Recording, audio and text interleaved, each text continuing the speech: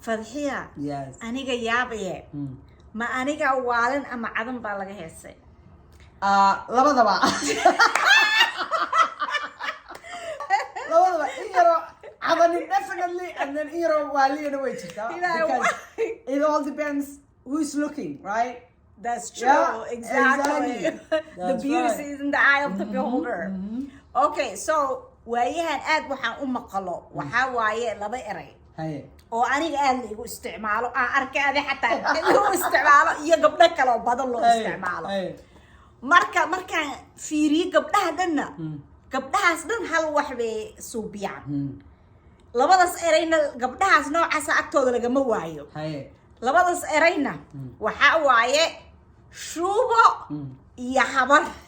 bal walaale adaa waqooyi ka imaadee shuubo ii sheeg maxaa u isticmaashay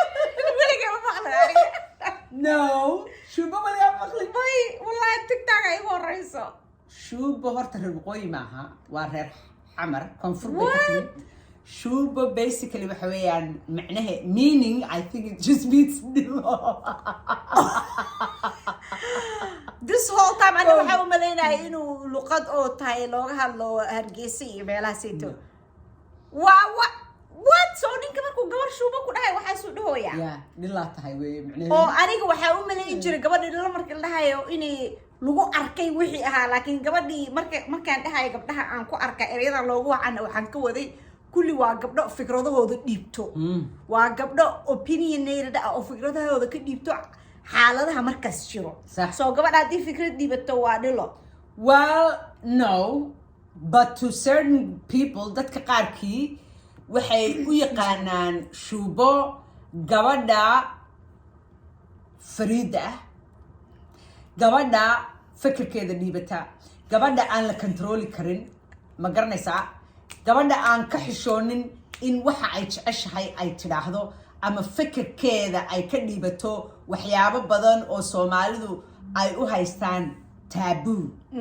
gabadha dooqeeda ciyaarta ma garanaysaa yaa dooqeeda ciyaartay ninka iyadu doonayso guursata ma garanaysaa yaa waliba hadduu ajnabi yahayna hadalkeeda badaa especially hadduu ajnabi yahay gabadha nolosheeda ku filan ee aan cidna u daba fadhiisan yaa horumarkeeda iyo waxa ay jeceshahay yaa gabadha adduunka la jaan qaaday ee horumar gaadhay ma garanaysaa ee aan qol madooba mugdiga ku xidhnayn anigu gabdhaha aan arkay ee ma garanay gabadha aan la controlin way diiday jare iyo dabar hadday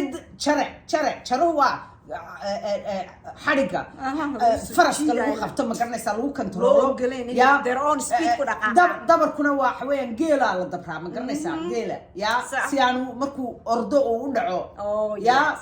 marka gabadha labadaa diidaa waxa weeyaan wax kaloo lagugu yidhaahdo marka la garan waayey because gabdhihii Soomaaliyeed awal gabadh Soomaaliyeed hadii la doonayo in la bahsado oo waxa lagu jiido oo waxa lagu oran jiray naya ma dhilaa tahay dhilaa yahay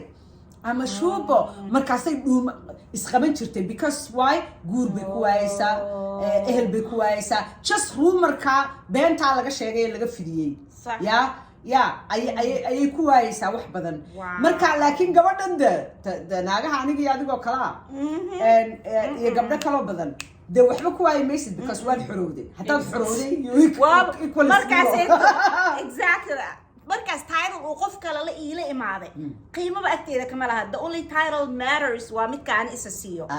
qof kaleeto sida wixii rabaa way igu wici karaan wixii markaas ay tamaba kala jecela waxaan xarafka u fahmin waa saas it doesn't even apply to me exactly shaqa aan ku lahayn of course because actually anigu waxaan u arkaa in fact shuubo dadka u isticmaalaya hablaha dadkaasi hadday shuubo ku isticmaalaan you made it you arrived you arrived waxa weeyaan waad ka xorowday kuma controli karaan marka waxa weeyaan it's like qof dabadaada ka wiiqwiiqle it means waad ka horeysaa hadduu ku daba carcararayo waa qofku gaari waaye waa sabab waxay kaaga dambeeyaan that's where they belong so gabdhaha Soomaaliyeed waxaan leeyahay shuuba haddii lagu yidhaahdo waxa weeyaan calaamadaha lagu garto inaad horumar gaadhay gabdhaha maraykanka waxa lagu oran jiray wadamadan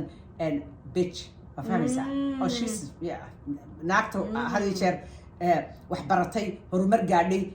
nimanku ay dee aamusiin kari waayeen ma garanaysaa marka waxaa lagu yidhahdaa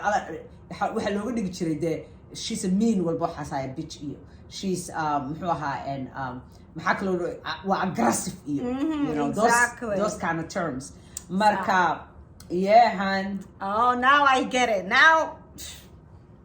maxaa la ma kala jeclaanayno sababtoo ah erayadaas loogu wacaayo gabdhaha oo maxaa la waxa gaaraysaa ka qiimo badan ereygaasayto marka iga sheekee habarta calaa kulli xaal waxa weeyaan reer waqooyigu mahmaahbay jirta ay yidhahda waxay yidhahdaan ama cunay ama ciideey baa la yidhahdaa wixii aad cuni weydo intii qof kale cuni lahaa inaad ciid ku shubtid marka habarna haddaa maqashid waa sheeko waa the same thing iyo shubo waa ama cunay ama ciideey because egg niman baa anigu dhowr jeer baan arrinta ka hadlay niman baa ka hela caruurta marka si ay caruurta u xalaalaystaan oo normal uga dhigtaan it's almost like in the English language arrintan la yidhaahdo manufacturing consent marka la doonayo in wadan la weeraro ama certain groups shaabada lagu dhajiyo hadallo beenbeenayo rumors baa laga fidiyaa xay iyo dacaayad marka wadankaas hadda we keep hearing Iran waxay haysataa nuclear weapon ama wadankii la oran jiray ma garanaysaa exactly Iraq oo kale waa tii la oran jiray weapons of mass destruction bay haystaan in badan wixii marka lagu soo celceliyo run bay u ekaadaan deetana waxa caadi u noqota dadka in la weeraro dhibaato loo geysto marka it's the same thing halkana si ay caadi wixii uga dhigtaan dumarkan de kale soo taagan waa inay gabadhu markayba dhowr iyo 20 gaadho waa inay isu aragtaa middle age inay tahay si ay suuqa uga sii baxdo calankeedu sii leecayaa iska badaa 30s iyo 40s haday gaadhina waxaa malgoonaya waad qalashay waad basii dhimanaysaa okay adiga waxba kaama raba xataa haddaan qalalay maxaa kaa galay adiga noloshayda aad iska noolaada why do you care you know marka waxa weeyaan but it bothers them because haddaad adigiyo ay weligood oran jireen waad qalasho waad dhimatay qof dhintay oo socdaad haddana tahay marka weli lagu arko adigoo qurux badan adigoo ciyaaraya adigoo socda adigoo ma garanaysaa adigoo nin ku jecel haysta adigoo wax ku koolkooli haysta that's a big problem for them because stereotype-kii baabi'inaysaa exactly wixii dadkii laga soo dhaadhiciyay because dadkii hadda kale waxay arkayaan qofkii laga dhaadhiciyo qofka haduudadan gaalo dumarta waa u dhamaatay exactly dadkii kale arkaan qoftaan daas jirta laakiin shid waxay dhahaan ma xunay anigana waa rabaa beriyan gaalo midda kale dumarkii baa oranaya anigii baaba weli jamjamahe maxaa caruurtayada loo taataabanaya loo faragelinaya loo guursanaya no waa caruurnimadooda ay xaq u leeyihiin inay helaan oo ma garanaysaa ay caruurnimadooda ku noolaadaan in muddo ah oo inisannimadooda ay haystaan marka waa dad doonaya caruurta abiyuuska caruurta iyo inay xalaalaystaan marka waxaasoo dhan baan caqabad ku noqonay so call habarta weli jacaylka raadinaysa habarta weli jamjamka ah iyo shuubooyinku waxyaabahaasoo dhan ba عيري سوقي عيرنا يا واسيدي سوقي كقصي بحلون إلى لكن أنا وعمل حتكاني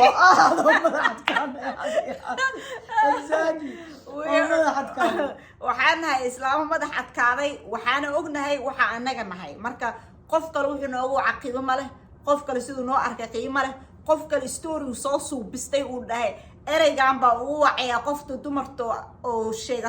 فكرة ده إياه oo sidii xarigii lagu celin waayay ka baxsatay waa in lagu soo celiyaa cay marka cay weel dul maxay maamaada ii sheeg cay weel duleel ma dulooli sameeyay cay hool ma buuxiso haan ma buuxiso haan maran cay wax kama dhigto wax saas cay haan ma buuxiso marka who cares cay wax ay taraysa malahan caafimaadka wax uma dhimayso bank account-kaada wax uma dhimayso sida dadka kale adduunka kale ku arkaan wax uma dhimayso weligaa dabar ha yeelin exactly dabar ha yeelin soo dabro ha yeelin marra marka always ha ka cabsan dad daraadooda inaad fikradahaada aad dhiiban weysid fikradahaada dhiibo waa helaysaa dad adiga sidaan camal u fikra waa jiraan weligaa Waana ha buuxaan. isdhihin keligaa bisasaan u fikirtay wixii noqotaba waana buuxaan sida baashaysa waa helaysaa your own tribe ashamed ha ku noqon haddaa fikrad haystay ardina dhibata dhiibo ogowna fikradaada qiimihii leedahay sidaa u fikirtid qiimihii leedahay adiga qiimaa leedahay marka dhiibo fikradaada wixii xanaaqaya wixii magacyo kugu caaidi jirtaa hadalkooda haana ma buuxinayso absolute hadal marani haan ma buuxsho That's what it was, hadal waa maran. hadal maran ha Ah. eraygaas shuuba iyo habar iyo adiga daadan isku xaadan adiga isku arkin waa wax maran soomaadna ha kugu wacaan habar ha kugu wacaan kan waa wax maranoo adigasa iskuma aragtid habarna wax xun ma aha teeda kale waxaan ka raba inaan ka hadlo habbar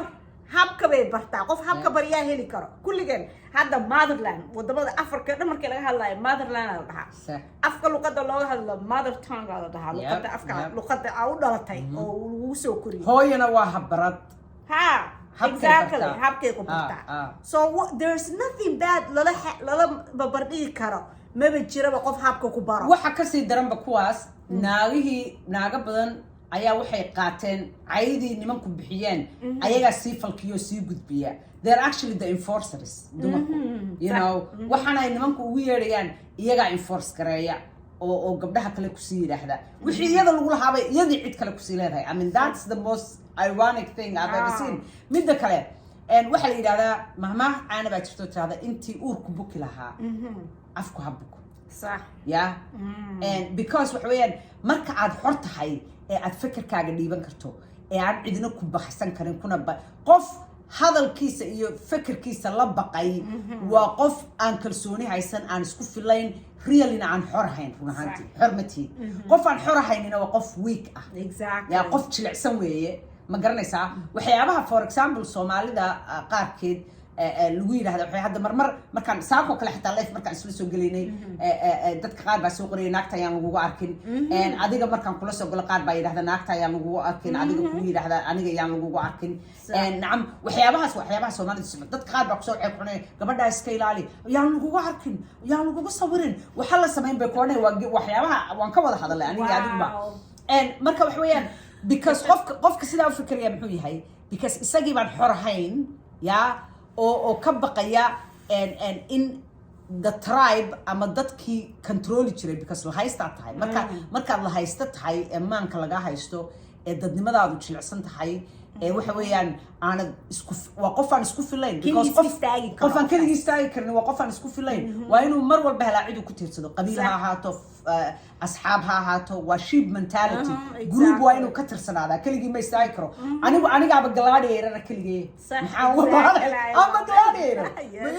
markaad gladiator tahay you know you don't need anyone watching your back I mean it's nice haddaad doonaysid to support me and be my sister well it's like-minded people in support Gareth it's beautiful was subis but there's no you like your whole person doesn't depend on need it ma when you're a gladiator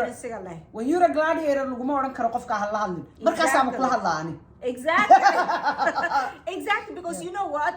macnaheeda waxa qofkan wuxuu rabaa inuu ku suubiyo adiga dadka la hadli karin dadka in la hadli karin bad ka waran qofkan inta aqbali lahayd waxay ku dhahayaan adiga inaad go'aankiis gaartid waa for yourself qof markuu ku baro qofka aad u dhawaan kartid qofka yaan lagu arkin hadhowti see ku gaaray inaad go'aan ad intaas subistid aad ku aqootid qofka aad ka cararaysid qofka u dhawaanaysid qofka iska ilaalinaysid see ku ogaanay ma barin kartid dadkii dad badan dib waxa ka haysto ma yaqaan si go'aan loo gaaro sababtoo dad kale go'aan u soo gaaraya because go'aan gaaridda waa skill waa muruq camal waa inaad dhistid marka guys waxaan rabaa caawina idinku encourage gareeyo inaa muruqa go'aan gaaridda aad dhisatiin inuu qof kale go'aankiisa meel kuma gaarsiinayo qof kale maanta go'aanku ku sii hadana biri go'aan kale ku siina maalin isbedelaysa adigana laakiin adiga marka go'aan subistid beel waxa ahaanaysa solid ahaanaysa dhimalaada xataa you can change your mind maskaxda waa bedeli kartaa laakiin anytime adiga uu go'aanka ka imaanayo aadan dhegeysanaynin maxaa kale sida bay sheegaysay sheep mentality daraadeeda aad go'aan ku gaaraysid adiga go'aan wadnahaada ka soo gaar subinaysid then always waxa u badnaanaysa inaad tahay qof oo go'aankiisa degan yahay mar badixsi darbi marku dhacay ma ahaanaysa صح okay so that's what it is hadii lagu dhaho qofkan ka carab qofka weydii xataa oo maxay soo dhahaday ogow maxaa waa iyaga xataa fikiridooda ka dambeeso inaysan dhahaan maxaa keenay it's gonna be based on wuxuu qof kale u sheegay usually حتى wuxuu isagu indhihiisa ku arkay maaha waa wax lagu yiri because waxaan nahay society of maxaa la yiri maxaa la arkay maaha yaa xataa waa maxaa la yiri marka sheekadu waxa weeyaan maxaad u daawanay qofka maxaa ka galay waxaan u daawanayo it's my ikhtiyaarkayga afaar qofku maaha xorriyadaada shakhsiyan la fargeliyo maaha you know gabdhaha yiri waxaan lagu furay because adaan ku daawanaa waxaan ku yiri hadiiba qofku sidaas kugu number 1 either hay daawan ama de qof ma aha qof anika iga ka tagay waa qof awalba uu kugu tukubayay oo doonayay inuu ka tago oo marmarsiyo ku helay arintaas oo kale waxa la yiraahdaa marmarsiya musku ku galay ma garanaysaa you know where usually na dumarka lagu yiraahdaa yaan lagu arkin ha sameyn ha ku dayan nimanka laguma yiraahdo weligood ninka haday tiraado gabadhaas ma jecliya daawan markaas uu daawanaya ama ninka ma jecliya daawan markaas uu daawanaya yeah because iyaga waxa lagu koriyay xoog baa tahay laguma jara laguma korin adigana waxa lagu koriyay inaad tahay dumarkana waxa lagu koriyay inaad tahay in lagu taliyo yeah inaad adigu fikirkaaga iyo dharkaad xiran tahay iyo sidaad u eeg tahay iyo dookhaaga intaba dad kala iska leh waxa weeyaan qabiilkii baad ilaalinaysaa walaalka iyo reerkiini baad ilaalinaysaa sharaftoodaad ilaalinaysaa maxaa sharaftaada adigu ilaasho sharaftaada is yours why are you carrying dad kale sharaftooda ma ilaashadaan maxaa anigu sharaftooda ugu ilaalinaya I don't understand yes and you know maxaa dhahaa kaleeto dadkaas ay waxaas lagu suubinayo waxa waaye maxaa dhahaa kaleeto nimanka waa runta xurriyadiya la soo baray soo qofka haduu soo xurriyad uu san aqoonin buu soo wiligiis helan ma yaqaanaan hadhow xurriyadiya xataa siday u isticmaal lahaayeen eray maxaa la fikradoodii ma yaqaanaan xurriyadii go'aan ku gaar lahaayeen ma yaqaanaan xurriyadii waxay dhib ay ku sheegan lahaayeen ma yaqaanaan dada arkaysa dhib haysto oo ka cabsanaya qofkii inuu sheegaan oh yeah absolutely oh usually saasaba dhacdaba sida wax walba u leeyahay okay marka dambe la qarxaya aan hatta marar badan hadda dibadaha waxa ku arkaysaa hablayo you know just waxyaabo outrageous as their own personal life sameynaya it's because you know it's the pressure cooker you know marka in badan la caburinaya marka dambe qarxayaan ma garanaysaa consistency ma jiro you know haddaad you know I'm just gonna be me qofkaas daawan why maxaa jirana you know ana waxaan dhahdaa waxa lagu oranaya qofkaas reer hebel ma jeclaa hala hadlin reer hebel aniga maxaa dhakada iga saaray midda kale hadduu reer qof cid iska nici kara ma jiro sabab baa jirta waa inaan ogaado horta waxaan anigu waa inaan indhahayga ku arko waa inaan ka baaraan dego waa inaan go'aan gaadho markaa anigu personally ma garanaysaa waxaba laga yaabaa wuxuu sheegay inaan ku raacba bilaa kuma raacay you know marka you know adduunka waxa ugu qurux badan being yourself ya haddii kale waa diiqadoonaysaa noloshu waa cidhiidh wax waliba waa cidhiidh weligaa farxi maysid waxba kula qurux badnaan maayaan you know waxa weeyaan and being yourself really micnaheedu waxa weeyaan living in the middle ya waxaad kala ogaanaysaa waxa saxda iyo waxa qaladka iyo wax because cidii kuu fikri mayso fikir dad kalena kuma socotid fikirkaaga iyo ma garanaysaa iyo fitradaada ayaad ku socotaa and it's a beautiful thing exactly you know and fatxi mar walba waxaan dhahaa go'aamada aad gaartid markaa wadnahaada isticmaalaysa iyo go'aamada aad gaartid madaxaada markaa isticmaalaysa xataa isku mid maaha because madaxaada ma maqasho dad dhaho oh you're in your head yes anytime you're in your head that means you're thinking about dad kale iyo waxyaalo banaanka ka fikiraysaa waxaan rabaa kulligiin inaan ku encourage gareeyo inaa markaa fikiraysid wadnahaada isticmaashid because wadnahaada is safe from programming okay maskaxdaada is program maskaxdeena programmingkeeda actually maalinta 7 sano jirnay ku dhamaatay ilaa maalinta dhalana ilaa 7 sano inta jirnay programkeedana waa la suubiyay marka maskaxdaada ha isticmaaline waxa isticmaashaa wadnahaada go'aamadaada ku gaar noloshaada isbedelay caafimaadkaada isbedelay kaashahaada isbedelaysa wax walba noloshaada ku saabsan bank account-gaada xitaa isbedelaya maalinta joojisid inaad dad kaleeto leh hadalkooda aa qiimo u yeeshido noloshaada in ay ku dhisnaato dad kale bis waa adi dhan ma degnaanays marna cirkaa lagu geenaya marna dhulkaa lagu geenaya waa sida aan ka hadla Fadxiya dadaa marka qof maanta ka aqbashid inuu ku faaniyo faankooda cirka kula joogo beri marka ku cayaan waa ku dhamaatay dhulkii ku geenayaan marka ku faaniyaan waa mahadsantahay dhe markay ku caayaan waa mahadsantahay dhe so labada dhinac markay ku amaanaanna de yay kor kuu qaadina maantaasi because waxaanad ahayn qofna kaama dhigi karo you already it doesn't matter haddii aniga la amaaniyo haddii kale iyo haddii la caayo because why I know who I am ilahayna waa ogyahay who I am aniguna waa ogahay who I am so it doesn't really matter what people say marka amaantooduna kor iima qaado cayadooduna hoos iima dhigto it's like it doesn't really exist exactly you know too much maxaa lahaa kala attachment ha ku yeelanin hadallada dadka kale literally that's videogan wuxuu ku saabsan yahay inaad isku dhijin hadallada kale inay ay ku meelna ku geeyaan ama kor ku qaadaan ama dhul ku qaadaan hadallada dad kale waa just hadal leewaay wax kala ha siin meaning kala ha siinin hadal leewaay bis inta le kuugu marka walaalaheena waa mahadsantihiin qeyr ay rajeynaya go ahead subscribe to the channel ka hadii kadib videoyan soo gelinaya waxa aragtina maqashin oo ka hadlayna waa idin soo gelin doonaa ila soo socodsiya meesha ku soo qora qeyr ay rajeynaya waa barateen boqoradeyda walaashay macaan Fadxiya oo hay hadartan soo fiisid gareysay way ka hesho hay state lamida muligay ma arkin by the way I lived here for about 2 years Hodman radayda halkan ay ku dhalatay so OSU, Ohio State University. Hey, see? Hilliard. Yeah. We love Ohio. Yeah, Ohio. Ohio is nice. Every state can has its own beauty, its own charm, its own glory. It really does. It really is amazing, you know. Absolutely, bye. Thank you for being my honorable guest. You're welcome. Thank Guys, you. bye. Fadxiya hadaadan already follow subscribe gareenin. Subscribe to her channel hadartan. ayada caadi maaha waa very consistent toobagi badan oo fiican soo gelisaa dadka la socodsiisa wixii wax u jiraan waxyaalaha dhacooyo hadee qoftaanayto journals and background leedahay marka maro waxa uu imaanaysaa great delivery baa ugu imaanaysiin sheeko si fiican loo sheegayo wax la wadaagayo si fiican marka qeyr ay ni rajeynaya walaalahayga waa habeen wacan the same thing goes for you muxuboy xigmad iyo wisdom iyo ma garanaysaa talo qurux badan iyo run sheegid iyo ma garanaysaa cadaalad iyo everything that is wonderful and beautiful and real agtaada laga helayaa and I'm grateful for you Paolo. Thank you bye I appreciate you thank you so much bye habeen wacan maalin wacan wanaagsan markay noqoto